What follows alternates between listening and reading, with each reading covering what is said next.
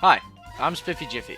There are many guns in Counter-Strike that are generally considered to be good, but in the conversation for the best gun in the game, there really are only two candidates. First, the AK-47, a rifle with the ability to one-tap with a headshot anywhere on the map. And second, the AWP, a sniper rifle that can one-tap with a body shot anywhere on the map. For as long as I've been playing Counter-Strike, I've always gravitated towards automatic weapons. I have much better tracking aim than flick aim, so many of the single-shot weapons in Counter-Strike were very unintuitive for me to use. Because of how expensive it is and how bad I was at using it, I pretty much never bought the AWP. If I did, it would just be a waste of money, and as a result, I never learned how to use it. That is, until today. When thinking of new video ideas, my dear friend W86 suggested making a challenge video about the AWP and my process of learning it.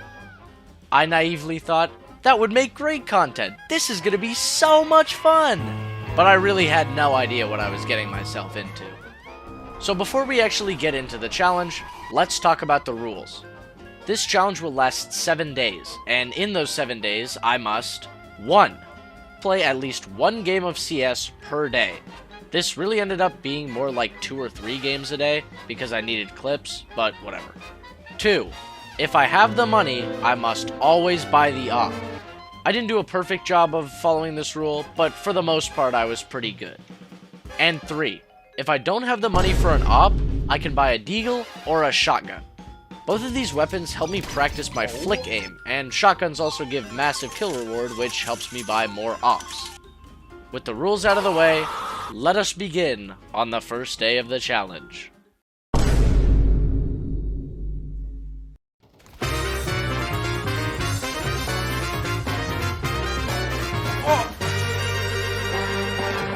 Day 1 of the challenge started off really strong. I played 4 games in total. 1 on Inferno, 1 on Mirage, 1 on Nuke, and 1 on Dust 2. And by some absolute miracle, I managed to win all 4 games. This was in no part because of my incredible AWPing talent, rather I got carried by good teammates. But regardless, I was having a good time. I was having a really hard time adjusting to the AWP, mostly because of how it felt to scope in. I found it really disorienting to be scoped because your field of view is really poor. I was also having a hard time peeking angles, and this was certainly not helped by the AWP's very slow scoped movement speed. But despite my prominent lack of skill, I still was able to get a couple of kills.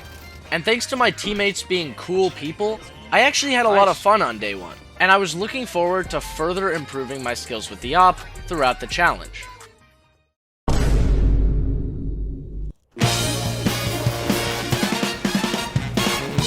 On day 2, I felt like I was starting to get somewhere with the AWP. I was getting much more familiar with how it feels to scope in and what angles I should be holding. However, day 2 would mark the beginning of the worst part of this challenge by far. See, I generally have a rule for when I play online competitive games, and that rule is that I always play with friends. Unfortunately, throughout pretty much this entire challenge, the people who I normally play with were either busy or unavailable. Since I needed to play at least a few games of CS a day, I was forced to do something that I never thought I'd have to do. Solo queuing. People who know me well know that I pretty much never get mad when I play video games. But something about solo queuing just pisses me off to an infinite degree. Luckily for me, on day 2, my teammates weren't that bad. And rather than being frustrated all game, I was mostly just bored. But after losing 2 games, I just kinda didn't want to play anymore, so I played a little bit of deathmatch. And let me tell you, this helped a ton. I used to be a big Geometry Dash player, so I'm a firm believer that if you throw enough attempts at anything, you'll eventually learn how to do it. And when it comes to learning how to use a weapon, deathmatch is pretty much exactly that. When you die, you just respawn and try again, giving you tons of chances to learn what's effective and what's not with any weapon. After about an hour of deathmatch, I was done playing the game because I had work.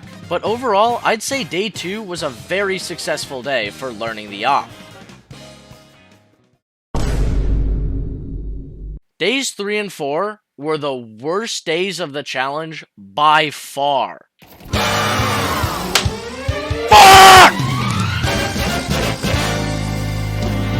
I'm gonna kill someone. I swear to fucking God. Let this game fucking finish. Remember how I was talking earlier about how solo queuing pisses me off to an infinite degree? Well, on days 3 and 4, pretty much everything that could have pissed me off happened. I felt like I was on a team with a bunch of creatures from the primordial soup. These people were so goddamn stupid, it's unbelievable. If they were just bad at the game, it would be no big deal. But with the added frustration of me just not playing well on days 3 and 4, I was either bored or pissed at pretty much all times during these 2 days. But despite my frustrations, I did actually learn a good amount of new information about using the AWP. Despite all the aggressive AWP plays we see in YouTube compilations and highlight reels, usually the best way to play the AWP is by playing patiently. I found that it's best to take it slow, clear your angles, and let your opponents peek into you. Unfortunately, I learned this the hard way, because when I was mad, I started playing really aggressively. And unsurprisingly, this worked out very poorly. But I was too upset to reflect on the errors of my gameplay, and I instead just got mad.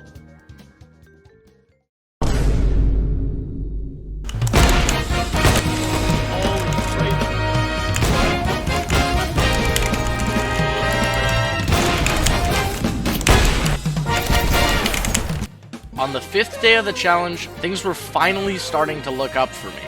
Unfortunately, I only had time to play 2 games on day 5. My first game was decent, and I felt like I was playing pretty well, but I would argue that my second game I played on day 5 was one of the best games of Counter-Strike I've played in my entire life.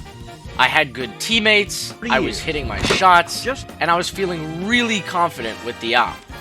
In fact, this was the first game of the entire challenge that I had been able to top frag. I was playing so well that the enemy team even accused me of cheating. Dude, he had that shit pre-typed, what the fuck? I was finally feeling like all the work I had put into learning the AWP was starting to pay off. The main difference between days 3 and 4 and day 5 was honestly the fact that I wasn't mad the whole time. I was focused on hitting my shots and backing up my team when they needed it, which are things that are very hard to focus on when you're super angry. Still, I was super happy with the progress I made on day 5 and was once again looking forward to the future of the challenge. Day 6 was a very boring day.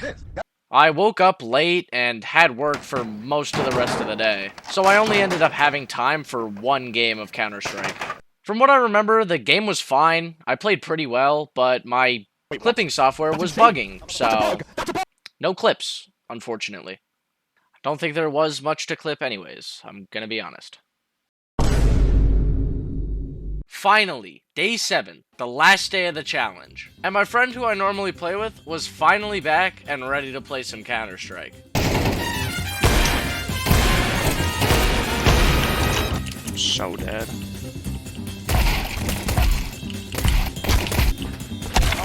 Now, both of us are high-level, competitive gamers. We take the game very seriously. But it had been a little while since my friend had last played, so we decided to run something other than competitive. Something you may not know about us is that we're actually the greatest Wingman Vertigo duo of all time. It's not even close.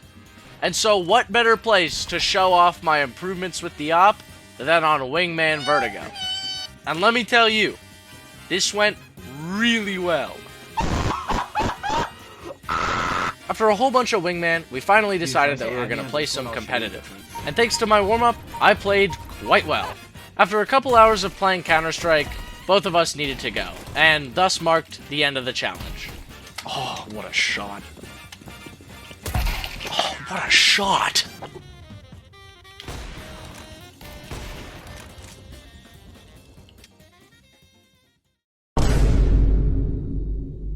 With the challenge complete, it's time to review what I learned. First of all, if you're patient and level-headed, it's not that hard to learn how to use the AWP. After just a week of trial and error, I feel pretty confident with the AWP, and I'd imagine that continuing to use it will only make me feel more confident. If you're looking to learn how to use the AWP, I'd highly recommend a combination of comp and deathmatch. Deathmatch helps a lot with learning the AWP's mechanics, and comp helps you learn how to use those mechanics in-game. Learning how to AWP is actually really fun as long as you're not solo queuing, which is the second thing I learned about in this challenge. Number 2, never solo queue. Like any team game, Counter-Strike is a lot more fun if you play with friends. While you may have a few good games, you're most of the time just gonna be mad because of your teammates sucking fat balls. And thus concludes the video. I hope you guys enjoyed. I put a lot of work into this video, and despite days 3 and 4 being about as pleasant as being waterboarded, I did actually have fun making this video. So thanks for watching, and I'll see you in the next one. Bye.